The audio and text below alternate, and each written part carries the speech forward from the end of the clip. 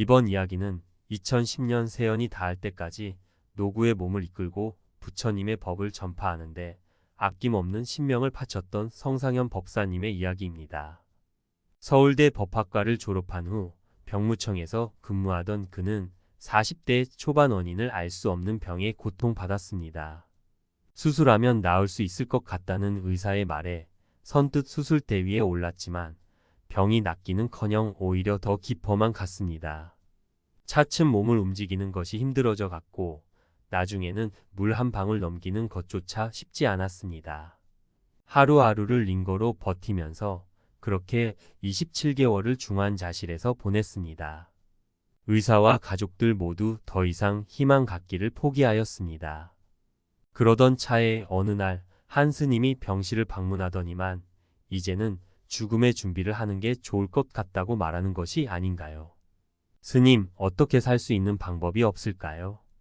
이 경전을 한번 읽어보세요. 그러면 혹시 살 수 있을까요? 태어난 이상 죽는 건 당연하지만 곱게 죽을 수는 있지요. 그때부터 그는 금강경을 읽고 또 읽었습니다. 그렇게 하다 보니 며칠 만에 금강경이 모두 외워졌습니다. 이런 가운데 임종은 집에서 맞는 것이 좋지 않겠느냐는 의사의 권고로 퇴원하게 되었습니다.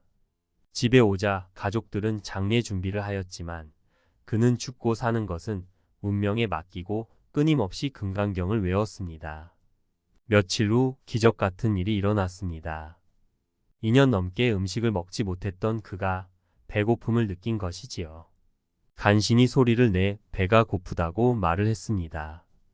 아버지와 아내는 음식을 먹으면 죽을 때 더 고통스럽게 죽는다는 이야기를 들었기 때문에 못 들은 척 했습니다.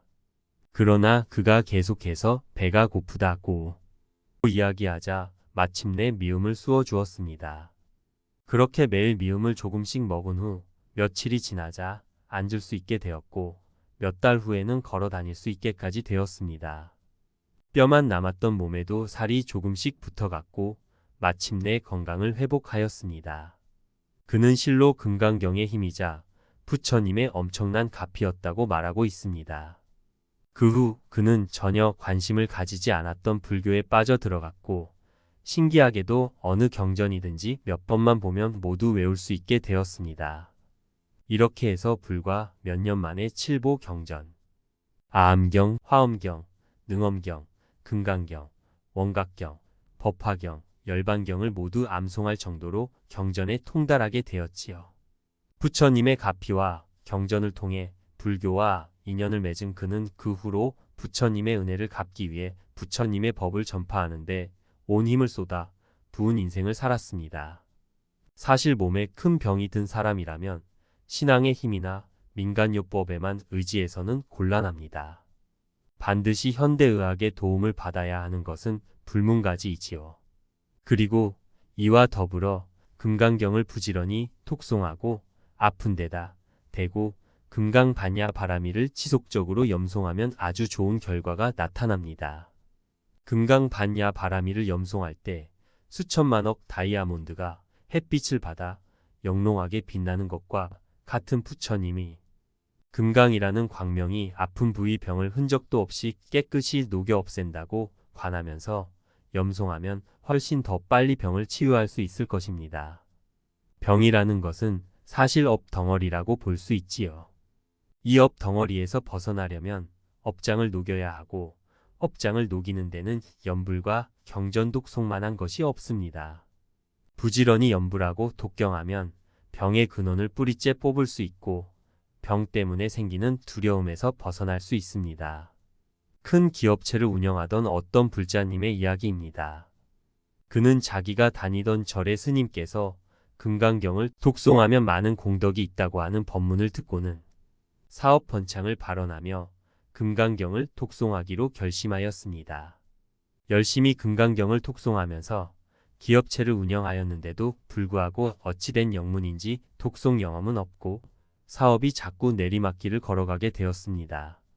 사업이 거의 문을 닫을 지경까지 되어서 답답한 마음에 어떻게 해서 필자 본원 스님을 찾아왔습니다. 거사님께서는 금강경을 독송할 때 어떤 마음가짐으로 톡송하였는가요? 일체가 당연히 비어서 그 실체가 없으며 헛개 비어 아침 이슬이다 라는 법문을 듣고는 비어 없다는 것에 마음을 쏟으면서 금강경을 톡송하였습니다. 그렇다면 거사님께서는 금강경의 가르침에서 한쪽 면만 보았군요. 금강경은 비고 끊어진 법만 있다고 하지 않습니다. 비록 일체법이 당연히 비어 그 실체가 없지만 제각각의 형상을 놔두어 이 세상을 아름답게 수놓고 있습니다. 그리고 본래의 이 마음자리는 텅 빈 아무것도 없는 자리가 아니라 항상 묘용의 지혜와 폭덕이 충만한 자리입니다.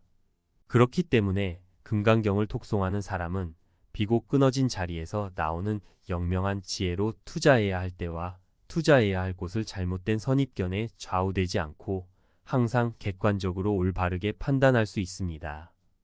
그리고 금강경을 톡송하는 자는 상이 없어서 심량을 광대무변하게 가지기 때문에 마음 그릇이 커져서 그 그릇 크기만큼 한량 없는 재물을 능히 담을 수 있습니다.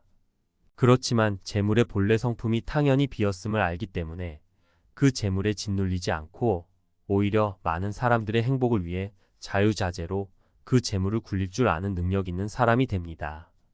또한 부하 직원이나 다른 사람을 대함에 있어서 상이 없기 때문에 항상 배려하는 마음과 겸손한 마음의 자세로 대합니다.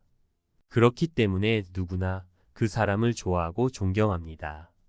만약 금강경의 이런 가르침에 마음을 기울이고 금강경을 톡송한다면 지금의 위기에서 벗어날 수 있을 겁니다. 그 후 그는 금강경을 톡송해도 아무 영험이 없고 사업만 망하더라고 비방한 자신의 잘못을 지극정성 참회하면서 다시 한번 마음을 가다듬고 열심히 금강경을 톡송하면서 기업회생의 길을 모색하였습니다. 그 결과 뜻하지 않게 여러 사람들의 도움으로 다시 사업을 일으켜 세울 수 있게 되었지요. 이제 그는 자기 자신과 가족만을 위한 행복이 아니라 다른 많은 사람들의 행복을 위해서 그리고 부처님의 법을 전파하고 가람을 수호하는데 자기의 재물을 진정으로 굴릴 줄 아는 마음 그릇이 큰 사업가가 되었습니다. 다음은 금강경이 칼을 대신 받은 이야기입니다.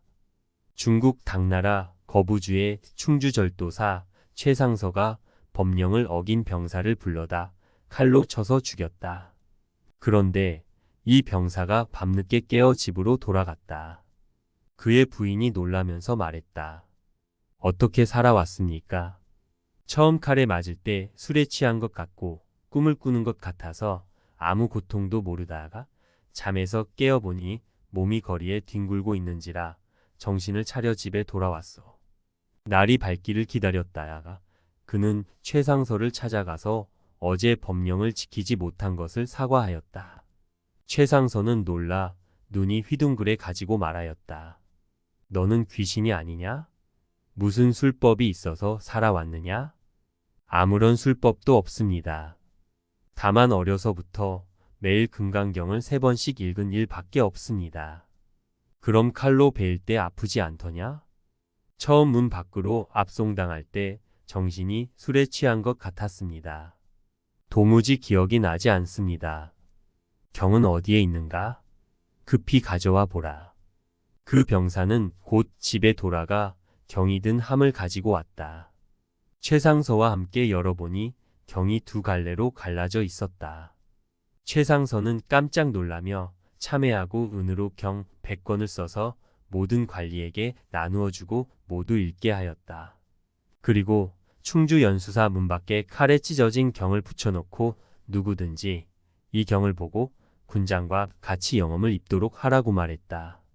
금강경을 꾸준히 톡송하면 남에게 업신여김이나 험담을 당하지 않으며 관제구설과 시비에 휘말리지 않는다고 합니다. 이뿐만 아니라 위의 이야기에서와 같이 죽을 고비도 넘길 수 있는 가피력을 입는 영험이 있다고 합니다. 부처님의 메시지로 풀어본 금강경 본원 스님 부다가야 출판사